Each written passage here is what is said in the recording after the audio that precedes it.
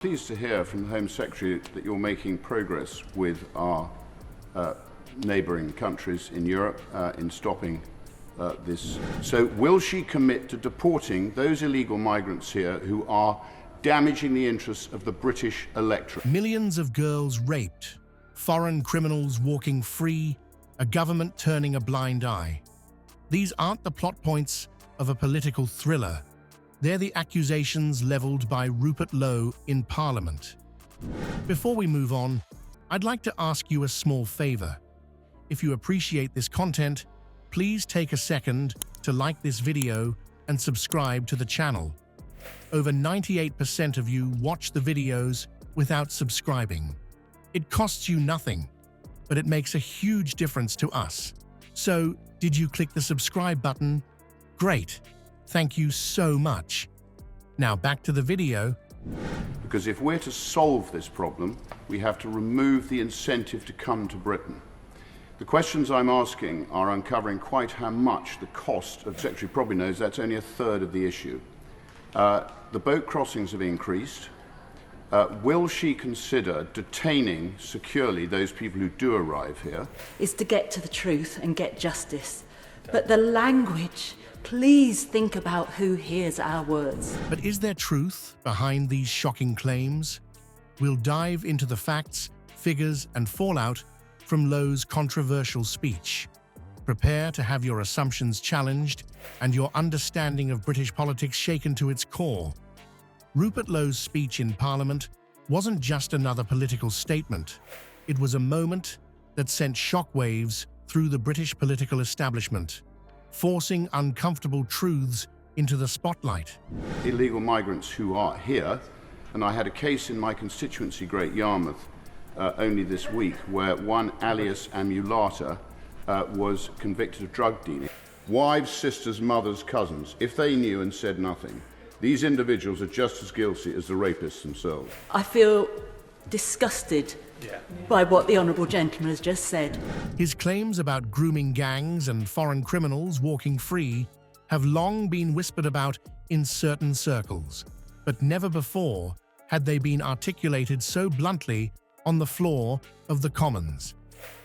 The most explosive of Lowe's accusations was his claim of millions of girls raped. It's a statement that demands attention and scrutiny. But do the numbers add up? Home Office reports paint a grim picture, suggesting that the scale of the problem is indeed significant. However, critics argue that Lowe's figures are exaggerated, potentially fueling unnecessary fear and division. The truth, as is often the case in such contentious issues, lies somewhere in the middle. While the exact numbers may be disputed, it's clear that there is a serious problem that needs addressing.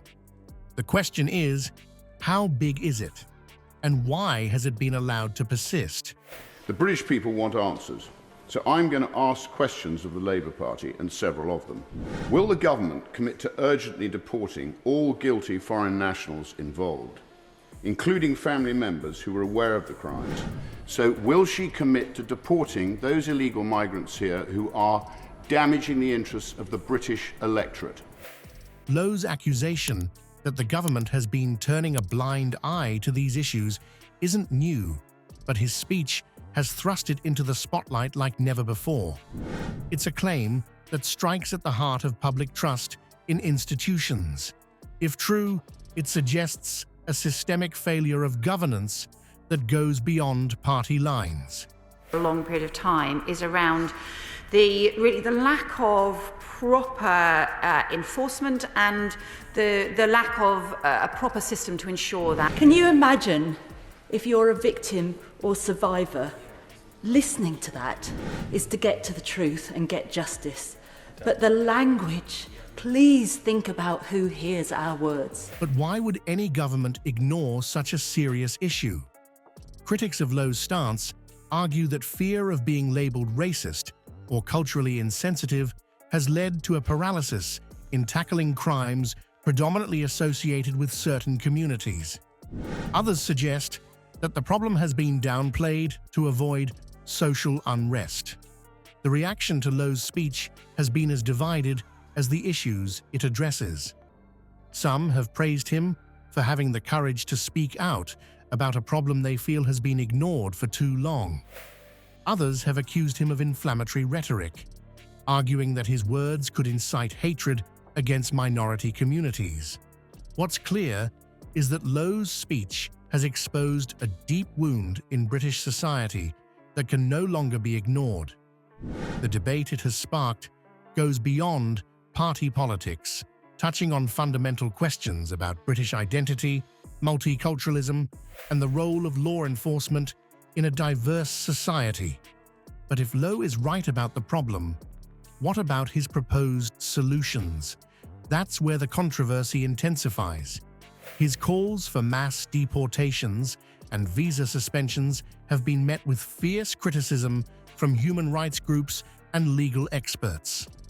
They argue that such measures would be not only legally dubious, but potentially counterproductive, possibly driving the problem further underground. Lowe's demands have sent shockwaves through British society, sparking intense debate about the balance between justice and civil liberties. His call for swift and brutal justice has left many wondering, is this a necessary response to a grave threat, or a dangerous slide towards authoritarianism? At the heart of Lowe's proposals lies a controversial demand: stripping citizenship from dual nationals implicated in grooming gang crimes. He insists that race or religion must protect nobody, a stance that has resonated with some voters while alarming human rights advocates. The idea of revoking citizenship isn't new, but the scope of Lowe's proposal is unprecedented in modern British politics. But Lowe doesn't stop there. He's calling for a complete pause on all Pakistani visas until the Pakistani government agrees to accept deported citizens who have committed crimes in the UK. This direct link between immigration policy and crime prevention has ignited a firestorm of controversy. Supporters argue it's a common-sense approach to protecting British children. Critics, however, see it as thinly veiled xenophobia that could lead to racial profiling and discrimination against Pakistani nationals.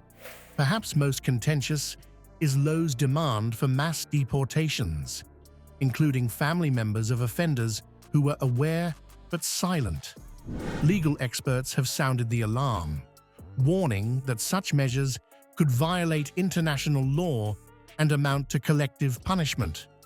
It's a proposal that pushes the boundaries of civil liberties, raising uncomfortable questions about how far a society should go in the name of justice. The reaction to Lowe's speech has exposed deep fault lines in British society. For some, his demands represent a long overdue reckoning with a problem they believe has been ignored for too long. They see Lowe as a champion, willing to prioritize the safety of British children over political correctness. But for others, Lowe's proposals are a dangerous overreach that threatens the very foundations of a free and fair society. Human rights organizations have reacted with particular vehemence, arguing that his demands could lead to widespread discrimination and an erosion of civil liberties. The specter of historical mass deportations looms large, with critics drawing parallels to dark chapters in world history where similar policies led to human rights catastrophes. As the dust settles from Lowe's parliamentary bombshell, Britain finds itself at a crossroads. Can the UK find a way to address the very real concerns about grooming gangs and foreign criminals without resorting to measures that might violate international law or infringe on civil liberties? The debate raging across the country suggests there are no easy answers. As the dust settles on Rupert Lowe's controversial speech, Britain finds itself grappling with a potent cocktail of fear, anger, and uncertainty. Public opinion polls reveal a growing unease about immigration and crime, with many Britons now supporting stricter policies. This shift in sentiment isn't just a fleeting reaction. It's a seismic tremor threatening to reshape the political landscape. Lowe's demands have ignited a fierce debate about British identity and values. Are we a nation that prioritizes safety at all costs, or one that upholds civil liberties even in the face of perceived threats? The coming months will be crucial in determining whether Lowe's fiery rhetoric translates into concrete policy changes or fizzles out as political theatre. But make no mistake, the conversation around crime, immigration, and justice in Britain has been irrevocably altered. As the nation grapples with these thorny issues, every Briton must confront an uncomfortable question. In our pursuit of justice and security, where do we draw the line? The answer may well define the future of British society for generations to come.